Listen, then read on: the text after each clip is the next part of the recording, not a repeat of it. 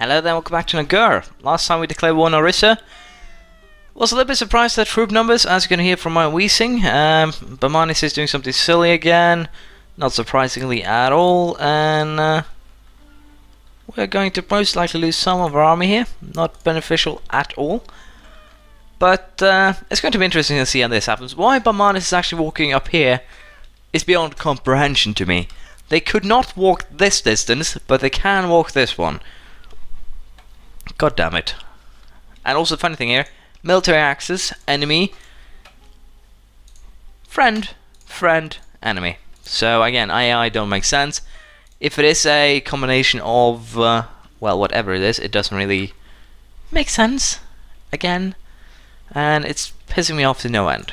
But at least some countries here are coming, or solving their own internal struggles, that's good. And Bamanis here still can't handle their rebels. The only reason why they have rebels is guaranteed because they're running far away and losing their armies. I should probably change the focus to all too supportive, because that should hopefully keep them in line. Very important here to remember that it's hopefully. I'm very tempted to just end this war now to make sure that we don't get murdered. I can get 3 provinces, it's not too bad. Can I get that? Yeah, that works too. So we'll just keep it going for a little while longer. I am losing some money though, so we'll go ahead and consolidate this army to save a little bit of cash. So with that, we're just going to wait, and hopefully Bamanis will grow an army that's big enough to deal with these rebels. If not, I will have to deal with them, which is not good. I'm also hoping here that potentially Bengal will peace out on their own. That would be hilariously useful. But again, I think we might have to make a peace deal for just the 3 provinces. But it's progress, so not too bad. For now, however, we'll just wait. Terhut wants out, we'll agree to that. Because, let's face it, it's free war score. And I might as well do an upgrade here to the horses before I forget that. And cannons. Cannons is what I forgot, my bad. I don't have any though, so it shouldn't matter too much, I think. But we're going to wait for these sieges to finish, and then we'll see if we can get a good deal from Orissa here. Provided, of course, that they don't manage to besiege this first, which could be a very, well, it could be a possibility. Let's just be honest. Territ is currently being crushed by Malva and Delhi, so that's also interesting. And why Patiala doesn't actually march down and besiege this or this, that's just beyond me. It's just the stupidity of the AI. Again, I hate vassals due to the fact they are straight out stupid, but they are a very good way of growing. Why you would do that too is also beyond me, but they did it. Anyways, we are going to wait here for hopefully these sieges to end before this one does. But looking at the situation, that's kind of doubtful. And again, I'm not using this stack because I want my manpower to replenish more so than anything else. Let's see, how am I doing in terms of forcing claims? I can get this deal. So, how far am I away? I'm very far away. So I think we'll just go for this deal. It's very simple. I should probably focus on getting rid of the vassals down line, because it will make it easier to kill them in the future. But for now, I think I'll just grow Bamanis a little bit. Although, they probably won't be able to handle it, to be perfectly honest. But it's fair enough. We'll take this deal, unless of course I can get a very cheap province. Do you have anything that's cheap? Let's test this one and see if we can get that too. That would be hilarious, but no, that's a little bit too much. So we'll just take the money instead, and we'll live happily ever after. And of course, we have political crisis. Remember, at the start of this war, I had an event where I could choose between a stability drop or loss of third legitimacy. Now, since legitimacy is actually really important in terms of national unrest, it's basically a 6 modifier if this goes to 0.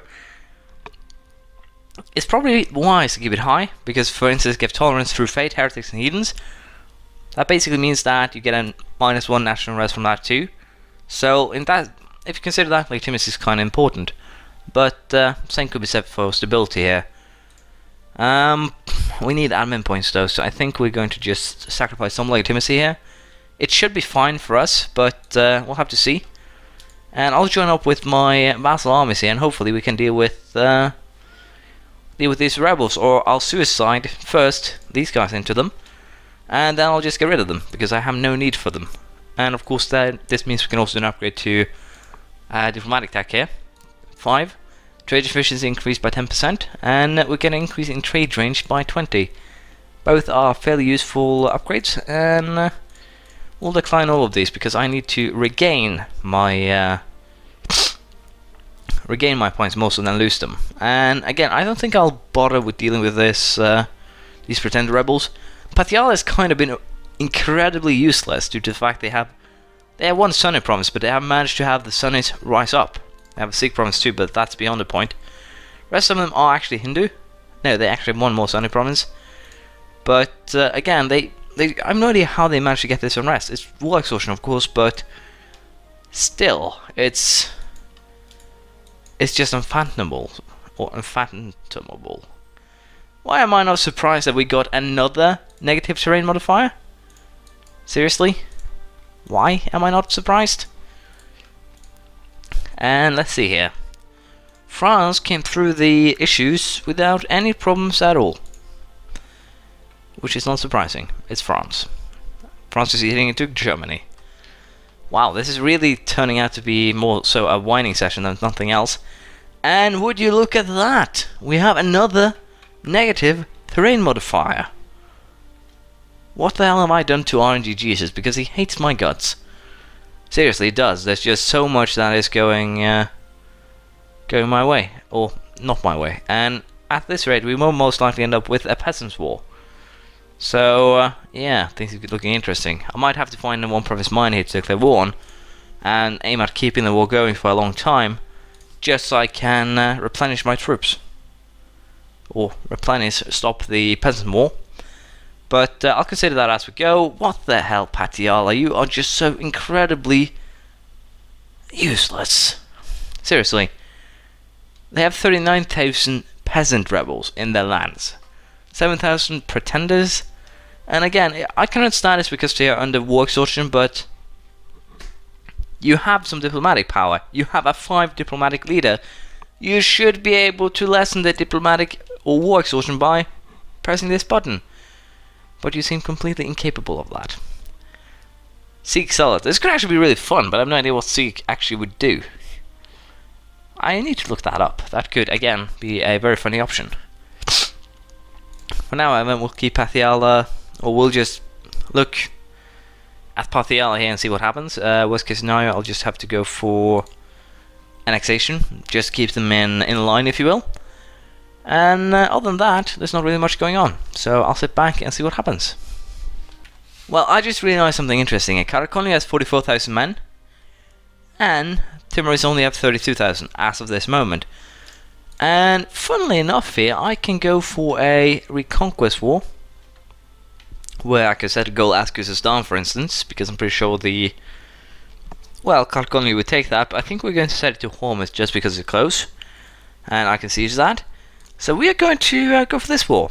We're going to call in Karakonya, and well, I'm not going to do anything. I'll sit and watch. Leave it in the hands of Kara. And hopefully, yeah, I might be able to break both. That would be hilarious. And again, it's also just Patiala has internal conflicts. That's not surprising. Sharing is caring. Timorese, do me a favor. Murder the zealots. I'm going to have to fight a war to just reclaim these provinces, aren't I? Well, it doesn't matter. Hopefully the peasants will fight the patriots. Wow, that's a weird sentence. But yeah, hopefully they'll fight each other, and I can just laugh at it, but we'll have to see. I'm going to hire some mercs to put in Hormuz, just to see if I can actually siege that. Again, I'm probably going to leave most in the hands of Karakonya. And hopefully they can actually win this for me. That would be hilarious. And if they peace out early, I'll probably be in trouble, so I'll have to look out for any signs that they want to leave the war. And I might actually piss them off by not giving them occupied claims and calls and whatever in peace, but it's going to be necessary just to grow, just to be able to grow Persia to an extent where it would actually be a threat. So it's kind of a It's kind of a, well, trade-off, if you will. We'll do an upgrade here in the humanist idea set, cultural ties, which gives accepted culture threshold minus 50%, very important in a place where, well, there's a lot of cultures. And as an added benefit, we get 10% to our national manpower, thanks to our Sultanate idea, so that's wonderful. Next will be global trade power plus 10%. Will not be useful to begin with, neither will the prestige. Stability cost could be, and the infantry combat ability plus 10% definitely will from getting everything. Of course, the last two here will probably also be rather useful on the humanist side, so we'll be doing them before we do any more tax. I think here, or we could just wait. But I'm going to be keeping an eye on the situation here in Patiala, because it's just a hilariously weird situation. And the Timurids are actually going into my provinces now, rather than well, causing problems where I want them to. But we do actually have a really good technological advantage. We have 3 military tech levels more than them. So I think we should be more than capable of dealing with this. And again, I might actually have to march my own army over to deal with these rebels more so than anything else. And again, I'm just kind of trying to bounce the Timurid army around to give them some exhaustion, if you will. But it seems like they're actually going for the army that's in Hormuz, which would make sense since it's a war goal, but we'll see.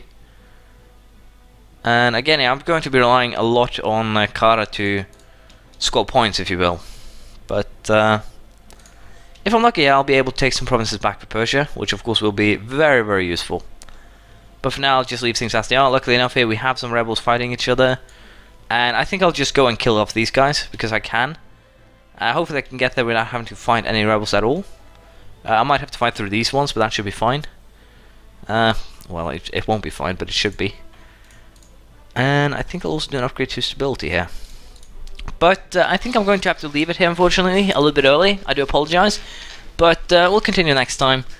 Thank you for watching. Please leave a comment, praise, criticism, anything you feel like. And I'll see you next time. Bye.